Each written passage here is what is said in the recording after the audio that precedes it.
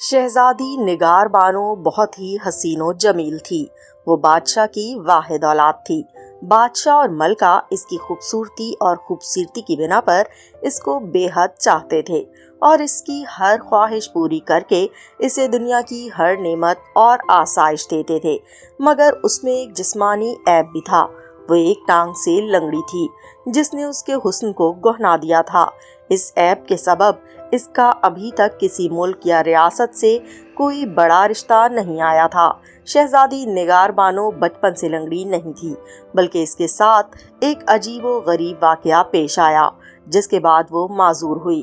ہوا یوں کہ ایک روز شہزادی محل میں اپنی سہیلیوں کے ساتھ کھیل رہی تھی کہ جھاڑیوں میں ایک ناگن جو اس وقت ایک چھوٹا سا بچہ تھی باہر نکل آئی، جسے دیکھ کر شہزادی کی دوسری سہیلیاں بھاگ گئیں، مگر نڈر نگار بانو نہ بھاگی، بلکہ اس نے آگے بڑھ کر ناگن بچی کو پاؤں کی ایڑی کے نیچے کچل دیا۔ رات کو جب وہ سو کر صبح بیدار ہوئی تو اس کی وہی ٹانگ جس سے اس نے ناگن بچی کو کچلا تھا لنگڑی ہو گئی۔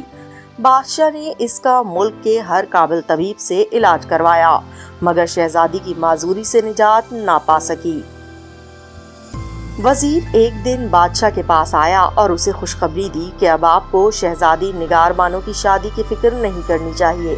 بادشاہ نے حیرت سے کہا، کیا مطلب ہے؟ وزیر نے کہا، حضور میں سچ کہہ رہا ہوں۔ پھر بادشاہ نے کہا، بیٹی کی شادی کی فکر باپ کو نہ ہوگی تو کس کو ہوگی؟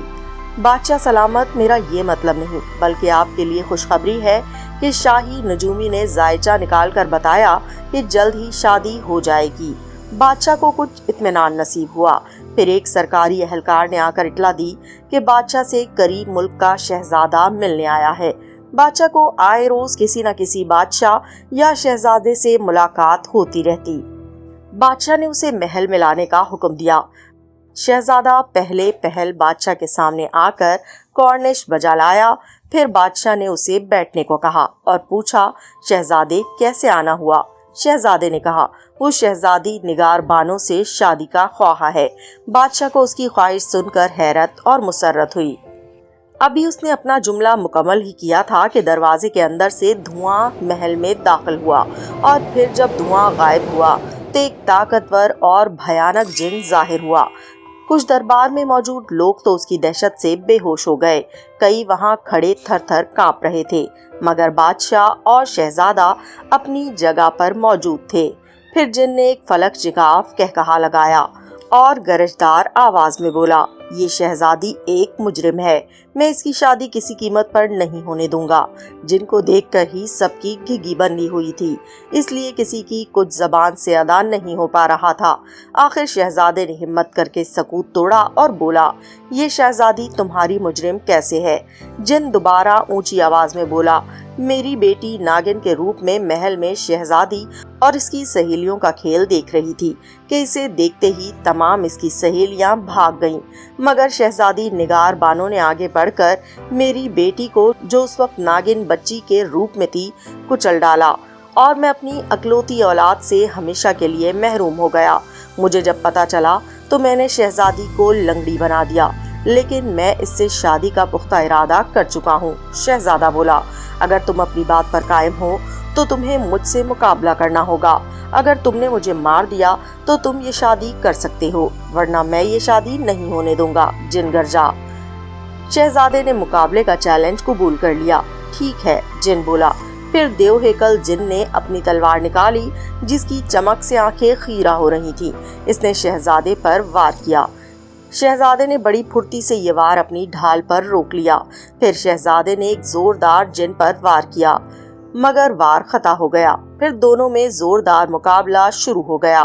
ہر طرف تلواروں کے ٹکرانے کی آوازیں گونجنے لگیں۔ جن ایک ماہر تلوار باز خود کو ثابت کر رہا تھا اور ایسے ماہرانہ کرتب اور داؤ پیش دکھا رہا تھا کہ جو اس سے قبل کسی انسانی آنکھ نے نہیں دیکھے تھے، مگر اس کے مقابلے میں شہزادہ بھی بڑی مہارت سے اس کے مقابلے پر ڈٹا ہوا تھا اور اپنے فن کی داد لوگوں سے حاصل کر رہا تھا۔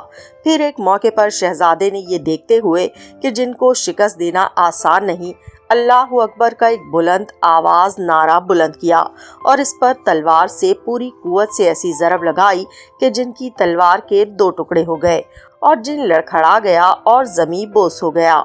शहजादा चाहता तो इस मौके से फायदा उठाकर जिन का खात्मा कर सकता था, मगर वो एक बहादुर नौजवान था और बहादुरी का मुजाहिरा करते हुए उसने जिन को तलवार की पेशकश की और अपनी तलवार वापस मयान में डाल ली।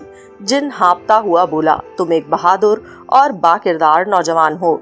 शहजादा बोला, शहजादी निगार बानो कोई मुजरिम नहीं। उसको नहीं मालूम था कि नागिन के रूप में ये जिनजादी है। वो बिल्कुल बेकसूर है और बेकसूर को कसूरवार नहीं ठहराया जा सकता। मुझे तुम्हारी बेटी की मौत का बहुत अफसोस है। अकलौती औलाद के जुदा होने का दुख सिर्फ दुखी महसूस कर सकता है, कोई दूसरा उसे अल्फाज में बयान नहीं कर सकता। तुम सोचो, अगर कोई तुम्हारी बेटी के साथ नादानस्तगी में बुरा सलूक कर बैठता तो क्या तुम उसे कसूरवार समझते? ये शहजादी भी बादशाह की अकलौती औलाद है। क्या इसे अजियत देकर तुम्हारी बेटी वापस आ जाएगी? शहजादे ने देखा जिनकी आंखों से आंसू टपक रहे हैं। इसने भर्राई हुई आवाज में कहा, वाकई उसने यानी शहजादी ने नादानस्तगी में मेरी बेटी को मारा है। वो बेकसूर है। मैं अपनी बेटी का वो कत्ल माफ करता हूँ। तुम शहजादी से शादी कर सकते हो। ये कहते ही जिन ने मंत्र पढ़ने शुरू कर दिए और मंत्र पढ़ते ही शहजादी पर फूका तो शहजादी पहले की तरह भली चंगी हो गई और जिन बोला, मैं अब हमेशा के लिए यहाँ से जा रहा हूँ। ये कहकर वो दोबारा धुएं में तब्दील हुआ और महल के दरवाजे से बाहर निकल गया। शहजादे की शादी शहजादी निगार बानो से हो गई और इसके बाद वो जिन कभी नजर नहीं आया।